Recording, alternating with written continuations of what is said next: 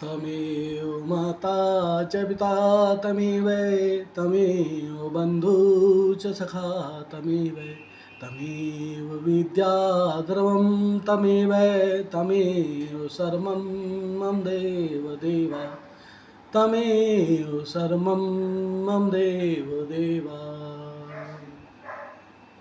सभी गुरुजनों को, सभी महात्माजनों को, सभी भक्तों को जय श्री कृष्ण, जय श्री चक्रधर, दंडवत प्रणाम।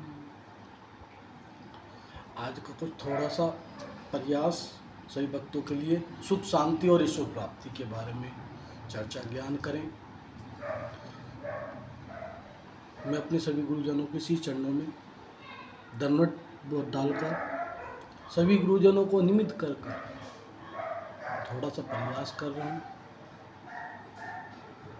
कि जो मैं समझाना चाहता हूँ, जो मेरे भक्तजनों को, सभी आए हुए भक्तों को, क्यों उनको ईश्वर प्राप्ति के बारे में और सुख शांति के बारे में थोड़ा ज्ञान प्राप्त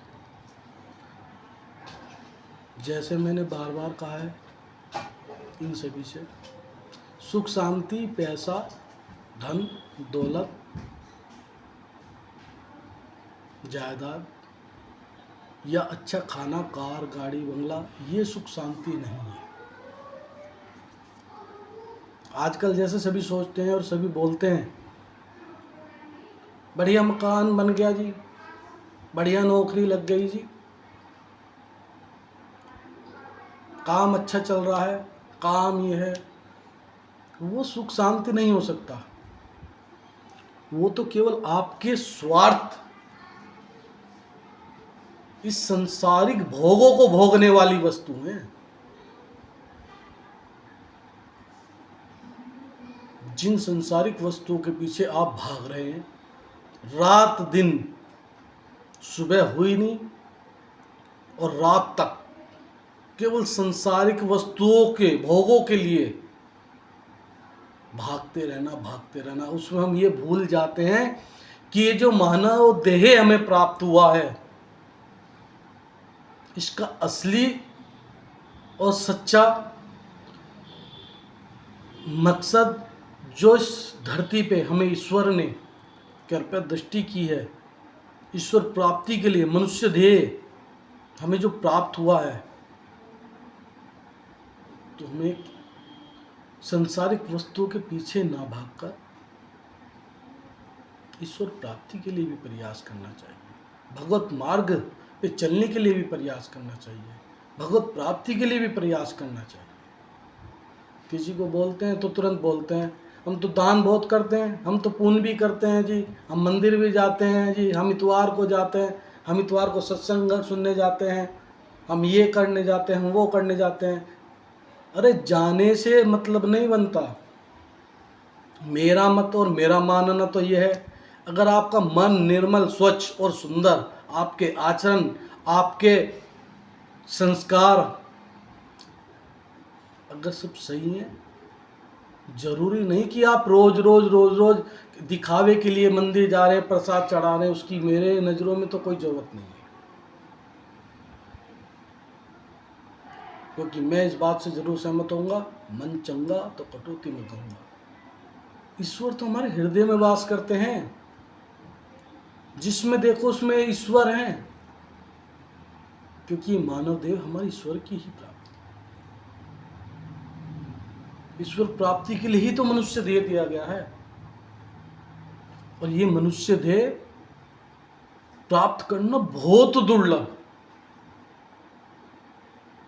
अगर कोई ये समझता हो, ये जानता हो कि मनुष्य देह मिला, क्योंकि कुछ लोगों को मैंने सुना है, बोलते हैं एक बार जीवन मिला जी, मौज कर लो, मस्ती कर लो, पता नहीं दोबारा क्या, किसने नरक देखा जी, किसने स्वर्ग देखा जी, अजी ये तो ज़िंदगी मिली है मौज करने के लिए, मस्ती करने के लिए। अरे मौज मस्ती करने के लिए नहीं,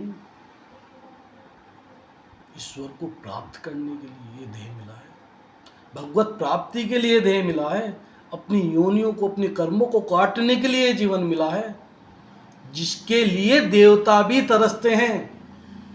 जिस कलयुग में इस पृथ्वी पर मनुष्य देह प्राप्त करने के लिए देवताओं को भी संभव नहीं है।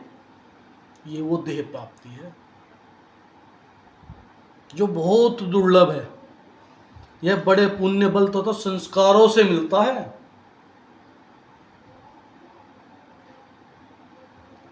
क्योंकि केवल ये ही देह प्राप्ति ऐसी है जिससे ईश्वर प्राप्त किया जा सकता है, और जीव नहीं। क्योंकि बुद्धि बल इंसान में इस देह में प्राप्त हुई है, वो केवल इंसान को है, किसी जीव और जीव को नहीं है। गाय को नहीं, पशु को नहीं, पक्षी को नहीं, कुत्ते को नहीं, भेड़ को नहीं, गाय को, किसी को थोड़ी है। अगर उनको प्राप्त हो जाए तो हम मनुष्य से पहले वो भगवान प्राप्ति कर ले, भगवत प्राप्ति कर ले। क्योंकि उनको किसी की बुराई करने से मतलब नहीं, वो खाएंगे बैठ के अपना कृष्ण कृष्ण जपेंगे, तो इसलिए उनको नहीं है। क्योंकि वो भोग योनियां हैं, उनसे छुटकारा पाने के लिए ये देह योनि मनुष्य की है। जिसने समझ ली उसने छुटकारा पा लिया, उसने भगवत प्राप्ति कर ली, अपने श्री कृष्ण धाम चले। और ये स्वेच्छा से नहीं मिलता कि मानव देह की स्वेच्छा से प्राप्त कर ले आदमी। मैं आप सभी लोगों को बार बार समझाता हूँ, लेकिन क्या से कहते हैं, स्वेच्छा नहीं चलती इस देह में। मूल सृष्टि रचना के समय ईश्वर ने प्रत्येक जीवात्मा को ईश्वर प्राप्ति के उद्देश्य से ही ये मानव देह, ये शरीर प्रदान किया है। जो जीव मनुष्य शरीर को पाकर भगवत प्राप्ति के साधनों का अनुष्ठान करता है, उसके लिए सदा सावधान होकर अधोगति से बचते हुए स्वयं पर अपने प्रयत्नों में लगा हुआ है, वह स्वयं ही अपना मित्र है। वरना क्या है,